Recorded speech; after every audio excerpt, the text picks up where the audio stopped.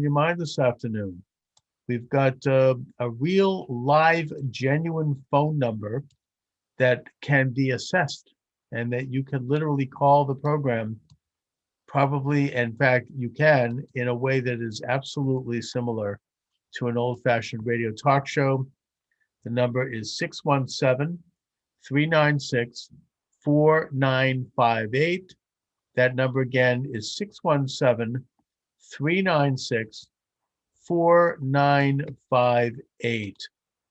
Well, there's a lot going on that, to my way of thinking, is discouraging. I think that we're seeing a consolidation of power on the part of this administration to further codify and advance their agenda. And it's one that brings us back to the old days, exactly what they wanted, of socialism at home and perpetual war abroad. There's already an escalation, speaking abroad, of military personnel in Syria. You have them already snubbing Israel. There's already been now, because of this new administration, Oman is not normalizing relations with Israel, whereas they might have done so otherwise. And in fact, we're talking about it because this new administration appears to be tilting in the direction of Iran. They're also, saying, "Oh, we're going back to the days of internationalism," and they've talked about that openly. We're going to kiss up to the European allies. In other words, we're not going to make them pay for their own defense, and it's going to be back to the old, issue of international entanglements and the United States being used as kind of a cat's paw for the world. And it's not happening overnight, but it does seem to be consolidating in that direction. You have the nomination of Merrick Garland for Attorney General, someone who, I mean, the left has been singing and chanting his praises for years because he was not confirmed for the U.S. Supreme Court. And now I think we can see that that was good. I mean, we know why maybe he wasn't confirmed, besides the fact that he would have taken over the slot from Antonin Scalia. The man is way out there on the left. I mean, he's literally almost a fairly open socialist. He's making his agenda cracking down on alleged racism and institutional racism. First of all, I thought we already had laws about that. Weren't those laws put in place in the 1960s? You cannot have a corporation discriminating against a person based on race. And by the way, they've now added, and I can't get into this on YouTube because we're verboten to talk about it, but they've added gender, identification to the list of people who are going to now be protected. So, if you want to call yourself something other than what you are, I suppose, you get special protections. I mean, I guess that, again, we can't get too specific about that because this is YouTube and this is verboten in these times. But under these new guidelines, I think legally, you can make the case that you can call yourself anything you want, right? Who is to say? Like, for example, I can make up my age if I want. I could say I'm younger or I'm older if it suits a particular thing. I can say I'm black. I could say I'm any race I want to say I am. And who is a private company? Who is an individual? Who is the government to dispute that? If you dispute that, you're a bigot. I can make up anything. Why would I not, if you can make up your gender, you can make up anything. I could say, I have an elderly relative that, she can declare herself young again. Why not? If you can be whatever you want to be, then you can be it. Anyways, that's now protected under, in other words, if somebody declares themselves, and I'm trying to be careful here because Again, this is YouTube, and I don't want to be verboten. If you declare yourself to be a certain thing, and somebody says, no, you're not that thing, that person can be destroyed. They can, their rep, they can be sued, they can be denounced, they can be purged if they disagree. I know that I'm broadening the definition, but why not? If we're going to redefine, then who's to say who gets to do the defining, and why should they? So you have, therefore, getting back to Merrick Garland, he wants to put in more emphasis on going after people who are involved in what he calls institutional racism. And without defining exactly what that means, and given the fact that we already have laws in place to prevent a company from discriminating against someone based on race, you have to ask yourself what he means. Is this enforcing existing laws, or is this expanding laws? Are we going to get into micromanagement, thought control? If somebody thinks, if you say that somebody should succeed in business, maybe that might be seen as, and in some circles that is seen as having something against a minority, something against an African American man or woman, which itself is racist. Because success, we ought to encourage all people to be as successful as they can be. And the idea that somehow success is a white thing, that's racism. But that's apparently the thinking of a lot of the people that are incoming in this administration. We have an Assistant Secretary of Health and Human Services who is saying, and again, I want to be delicate here because this is YouTube, that people can take drugs at a young age if they want to transform their physical identity. Do we know, are there any studies done on the long term, that alone the short term physical effects of these drugs? Do they lead to disease? Do they lead to disability? Do they lead to cancer? Do we know that before we start letting people take them? Not to mention the psychological effects of this. This is interfering with development. People under a certain age ought to be protected from these sorts of things, I would suggest. But that now is seen as legal, as is someone declaring themselves to be a certain thing, being able to participate in all aspects of the more conventional understanding of what that is, including sports, including shower rooms and bathrooms. All right. I don't want to go too far here because, again, this is YouTube, and in these times when we have certain topics of verboten, we can't do that. I don't know where to go with it. There are a couple of people, by the way, that I want to be interviewing soon that I'm not even going to do it on YouTube, just because I want to protect my YouTube channel.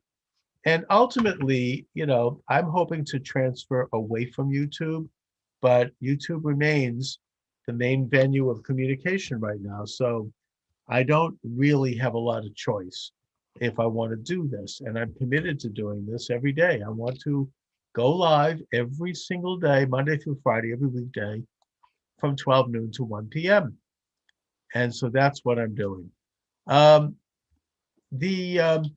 one of the major charges that I'm seeing put out there right now against anyone that doesn't genuflect to the present administration and the present zeitgeist in our culture is that you are involved in conspiracy theories.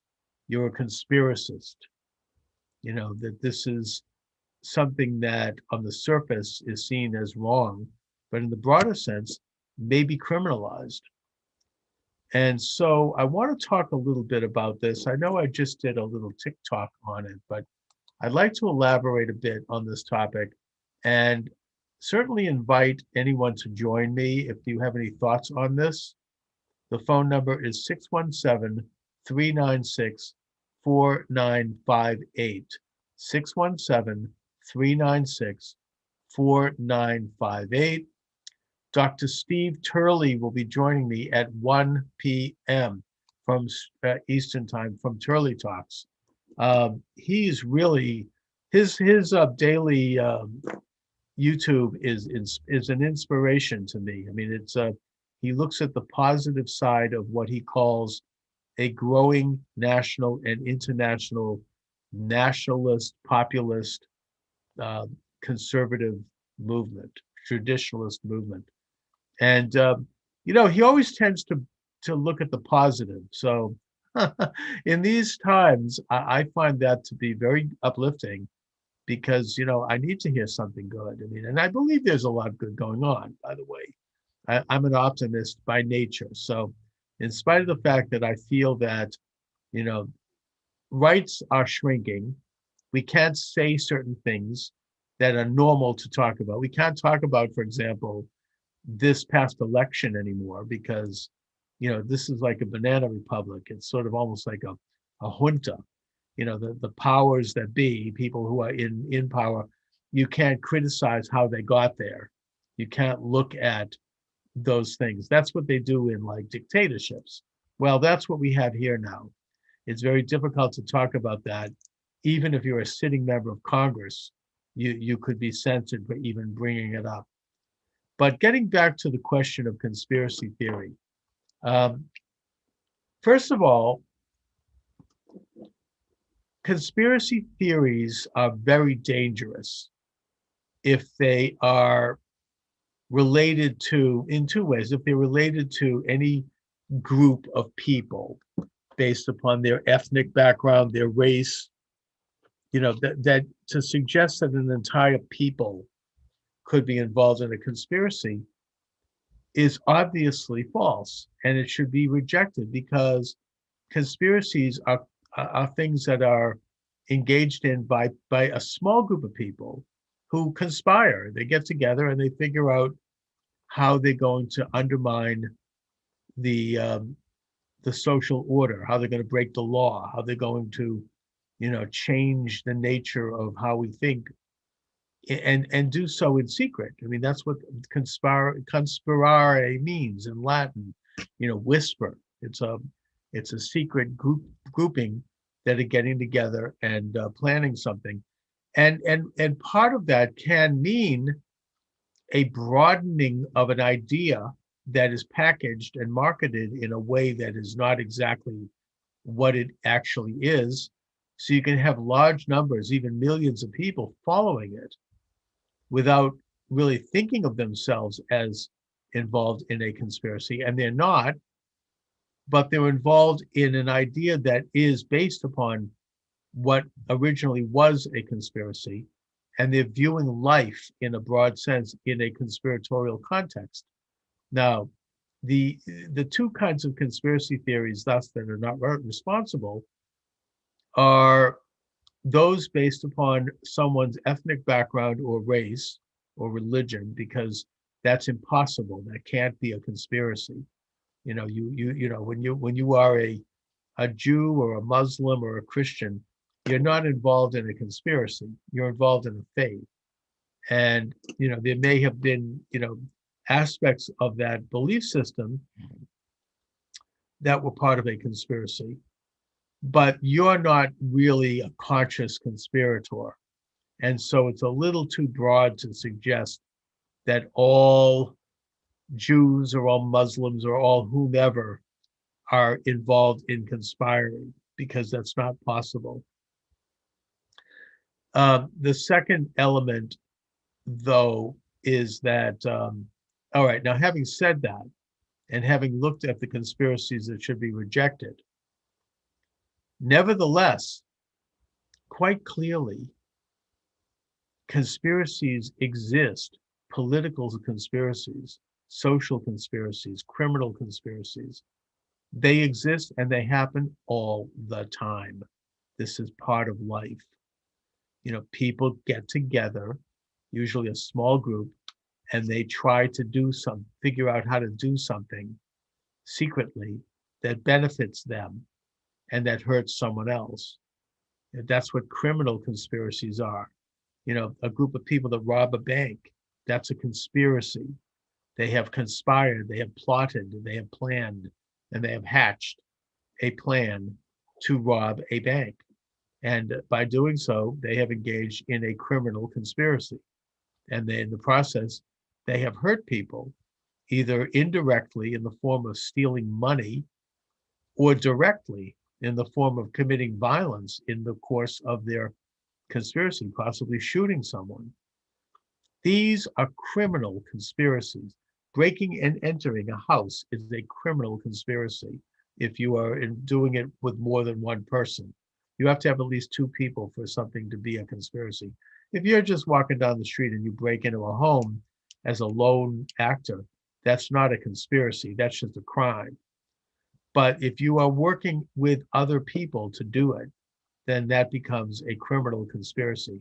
That's obvious. That's in the law. That's something that every system of justice, every nation that establishes a system of laws, you know, is set up to try to expose those sorts of conspiracies and to then prosecute people involved in them to make sure that they are punished and that there is some indirect form of justice or recompense to try to make up for something that's already happened. Of course, you can't go backwards. I mean, if you hurt someone in the course of a bank robbery, they're hurt. I mean, you can't undo that. But we have a system of justice by which a person who has been a victim of that conspiracy can at least get some kind of a recompense, usually financial, and that the people involved in the conspiracy itself, if found guilty of that, are punished in a manner that fits the crime that's appropriate. So we have a system of criminal justice that addresses criminal conspiracies. But so therefore, why would there not be political conspiracies? Why would there not be social conspiracies? There are conspiracies around any situation that involves something that people can gain illicitly. That's human nature. That's the criminal mind. So if you have, and politics is power. Politics is public power. Holding a political office is a powerful thing. It can benefit a person on a lot of levels, materially, certainly, in terms of, getting ahead financially, but also psychically. It satisfies an aspect of our nature that wants to hold influence and wants to, you know, change the nature of things. And so we're willing to go to certain degrees, possibly some of us, that might be deceptive in order to achieve those positions. And of course, that can include things like assassinations and wars and, major political conspiracies. I mean, the assassination of John F. Kennedy was a political conspiracy, I would argue. Of course, the Warren Commission said it was just a lone nut gunman, in which case it was not a conspiracy. I think that most people understand that it was a conspiracy. Same thing with the assassination of Abraham Lincoln. I mean, I did a book on this topic called Assassination in America, where I talk about 32 cases where there was a political conspiracy to either assassinate or if someone was assassinated, or there was a plot to assassinate possibly, or there were rumors that there might have been an assassination. And I look at 32 cases in American history of this, going all the way from Alexander Hamilton right up to the Clinton body count. And you can get that. It's on Amazon.com, called Assassination in America. I've been told it's a pretty entertaining book. My point here is simply that conspiracies of a political nature happen. And we have a system of justice that is established by which we can investigate those. When we do investigate them, we ought to do so with factual, it's a science like anything else. It should be done responsibly, just like we have a science or a kind of a soft science of sociology, of anthropology, of statistics, of economics. We ought to have a science of conspiracy. It ought to be taught at colleges. It ought to be a course. People ought to get a degree in it. they ought to then go on and become employed as conspiracy analysts. It ought to be something that's understood, so that, because it is something that exists, it is a discipline that ought to be involved in exposing them. And if you take a look at higher levels of power, you do have a broader conspiracy, I would suggest. And that doesn't mean, that everyone is sitting around in a smoke-filled room, but it means that at some point there is furtive and secretive proceedings that plot to do something that either benefit a small group of people directly in terms of material wealth, or indirectly in terms of their karmic desire to control the world. I mean, that's an insane thing, or to control a nation, or to control a group, or to control a people. Gets into a question of sanity, as I've said. And people who are extremely brilliant can also be completely insane when it comes to these sorts of things. I mean, this desire to, have a meaning in life at the expense of others, as opposed to simply an ordinary desire to have meaning and to have influence based upon ideas and based upon convictions that can be identified. You can have a conspiracy of what what former communist Whittaker Chambers called a conspiracy of gentlemen. He doesn't say that there was an outright conspiracy. It was just that it was a conspiracy by people who think alike and who think in a way that seeks to subvert the way people do things, to subvert human nature, and who plot to do that and figure out ways to do it by means of deception, subversion, infiltration. Now, the two greatest conspiracy theories, and when I say great, I don't mean great in a good way, of this past 20th century and into today, were the communist and the Nazi conspiracies, or the communist and the fascist conspiracies. They were conspiratorial, secretive philosophies of power and of politics, by which a small group of people would control a nation or control an organization, to the ultimate goal of controlling the entire world. This is something that's unnatural, because the more natural condition is for the individual under God to control their own life and their own destiny to the highest degree possible, and then to delegate a limited grant of power to a government to conduct very specific functions within a written body of law, a constitution that is equally applied. That's the American philosophy of government. And I think that's not only the philosophy that best mirrors human nature in its best aspects, but it's also the most progressive. I think that's been proven. And it doesn't mean that every nation can adopt it in the same way we do. They adopt it in their own ways based upon a reflection of their own unique cultures. And that means certain things are there and certain things are not. But either way, it is a free will issue of human nature that we can adopt principles that advance our own lives and our own destinies and that of our fellow citizens. We can talk about that. That is, the nature of sovereign nation states, which is a very progressive idea. The conspirators are seeking to undo that because they want to transfer those rights from God to themselves. And many of them want to do this, and they believe sincerely that they're doing something good. I would suggest that this is a grand conspiracy. And this is the very root of both Nazism and communism, both of which are conspiratorial philosophies and means of government, both of which are undermining the basic function of human nature and all of its best aspects.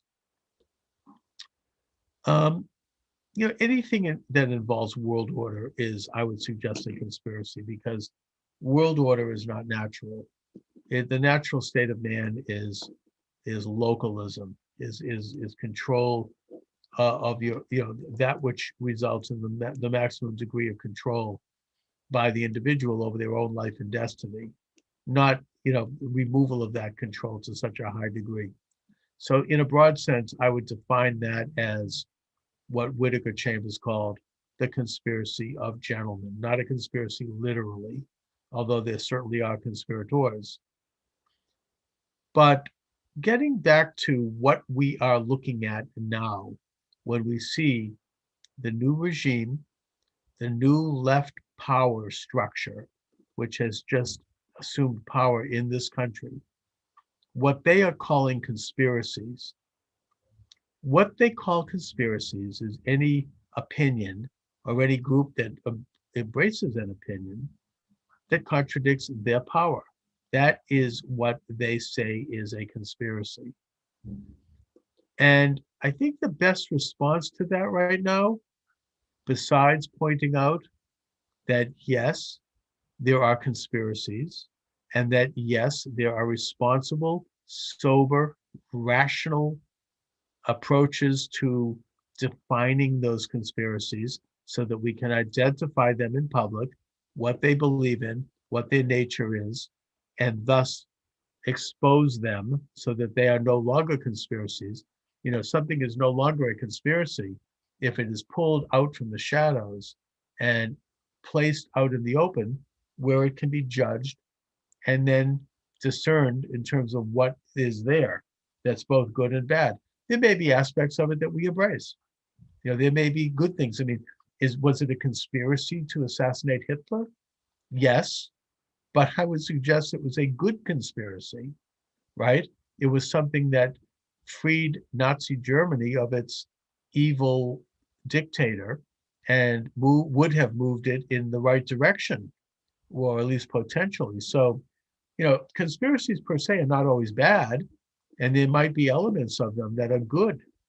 My point is that we need to study them so we can then make up our own minds out in the open. That's called democracy. That's where people elect representatives to craft legislation based upon information, based upon their will.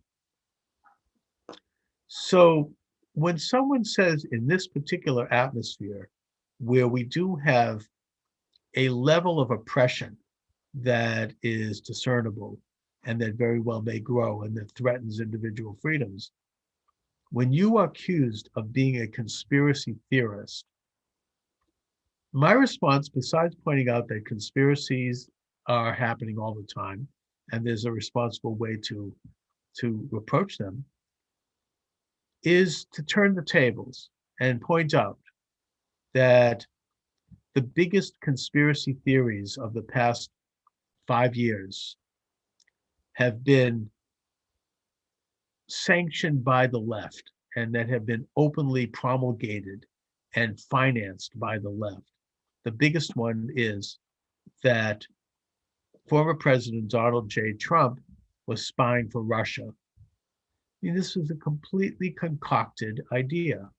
This was a conspiracy theory that proved to be untrue, by the way. I mean, if it had been true, it would have been the biggest story of the past 200 or 300 years. It would have been the biggest story in American history. An American president spying for a foreign power openly. I mean, actually, in other words, he would have been a traitor to the United States. He would have been loyal to Putin. This was a conspiracy theory that was openly and unabashedly promoted for all of the years of the Trump administration. They got a special counsel in place who spent $35 million.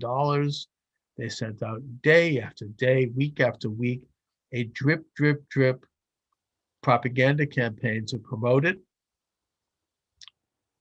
And then they followed it up with a second conspiracy theory, which was that Donald Trump had done something illegal when he asked the prime minister of the Ukraine to investigate what was already being investigated, and that was the corruption of the Biden family, that they were involved in, graft. And basically payoffs and use of their office, influence peddling, by Biden having his son put on the payroll of a corrupt oil company, and then he blackmailed Ukraine to try to get them to stop investigating that oil company because it could have exposed his son.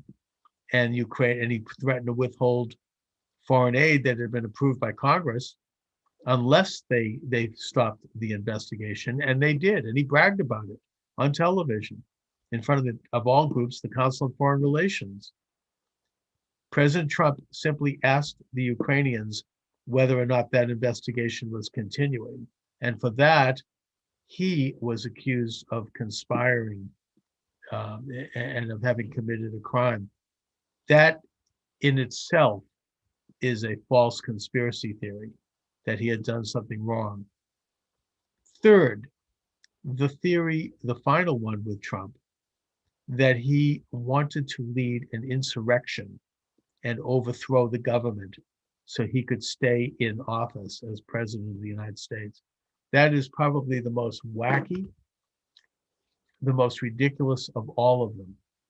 That he sent up, these nuts dressed in black clothes and buffalo suits to to breach the U.S. Capitol during the joint session of Congress, so they would stop counting the votes, and thus he would remain president. I mean, think about the idiocy of that. The most asinine idea, and yet he was impeached for it, and it was an ugly, ugly scene. Obviously, nobody lost more from that incursion than Trump, and now evidence is coming out that there were radical groups on both sides involved in it, and that it had been planned in advance, including Antifa, and that the House was warned about it by the FBI about a week before it happened. Everybody knew about it. I mean, hell, I was talking about it on TikTok. I mean, that this could happen.